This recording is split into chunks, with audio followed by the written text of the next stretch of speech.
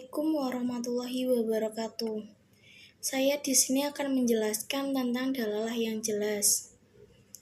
Definisi dalalah adalah memahami sesuatu dari sesuatu yang lain. Sesuatu yang pertama disebut al-madlul, yang ditunjuk, diterangkan, atau diberi adil.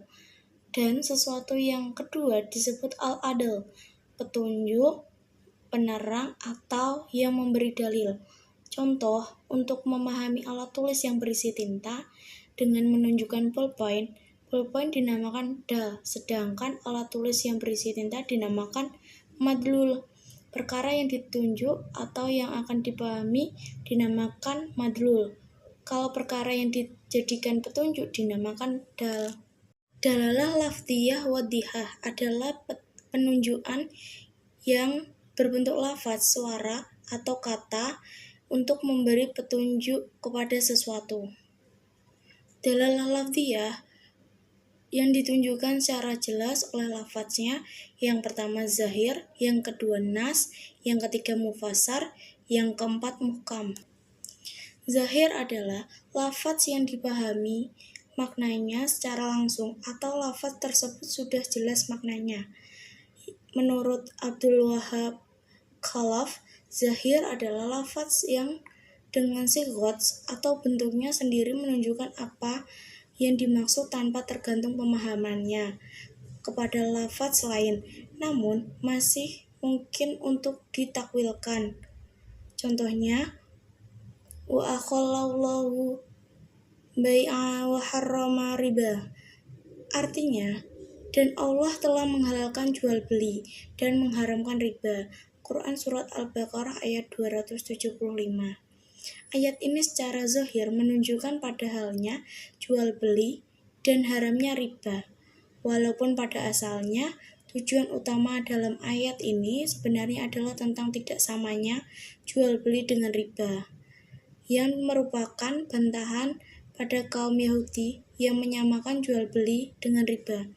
Kedudukan lafaz zahir adalah wajib diamalkan sesuai dengan lafaz itu sendiri sepanjang tidak ada dalil yang mentaksis, mentakwil, dan menasahkan. Yang nomor 2, nas. Suatu lafaz yang menunjukkan hukum dengan jelas merupakan makna asal dari teks. Dalalah nas mempunyai kemungkinan untuk ditaksis, dikhususkan, ditakwil, dan dinas, atau dihapuskan atau dibatalkan. Contohnya, wa akhallallahu bai'a wa harrama riba, dan Allah telah menghalalkan jual beli dan mengharamkan riba. Secara zahir, ayat itu menunjukkan pada halalnya jual beli dan haramnya riba. Tetapi, makna ini bukan maksud utama ayat itu. Maksud utama ayat itu menegaskan bahwa jual beli dan riba itu berbeda, tidak sama. Hal ini dikarenakan ayat itu dibantah terhadap ucapan orang Yahudi yang disebut dalam ayat dzalika bi annahum qalu innamal bai'u mislur riba. Mereka berkata, sesungguhnya jual beli itu sama dengan riba.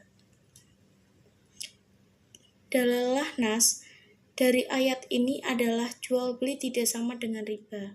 Yang ketiga, mufassar.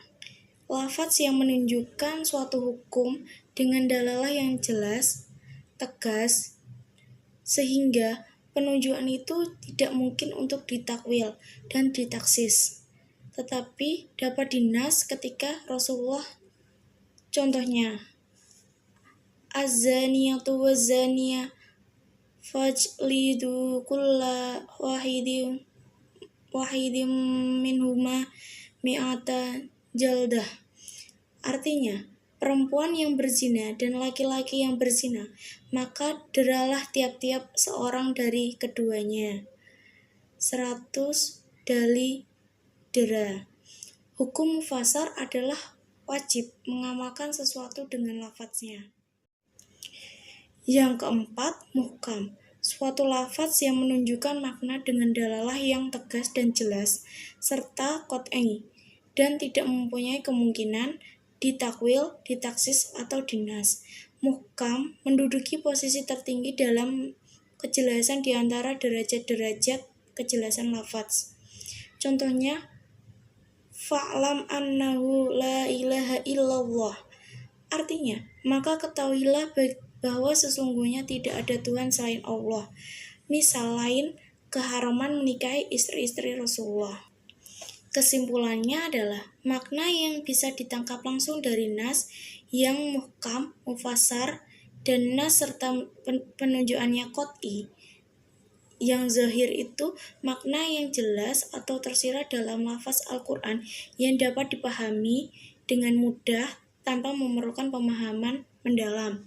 Yang nas itu lafaz yang lebih jelas maknanya daripada makna lafaz zahir. Yang ketiga, mufassar, lafaz yang menunjukkan pada sebuah ketentuan hukum secara jelas tanpa membuka peluang sama sekali untuk ditakwil dan ditaksis. Yang keempat, muhkam, makna yang bisa ditangkap langsung dari nas yang muhkam.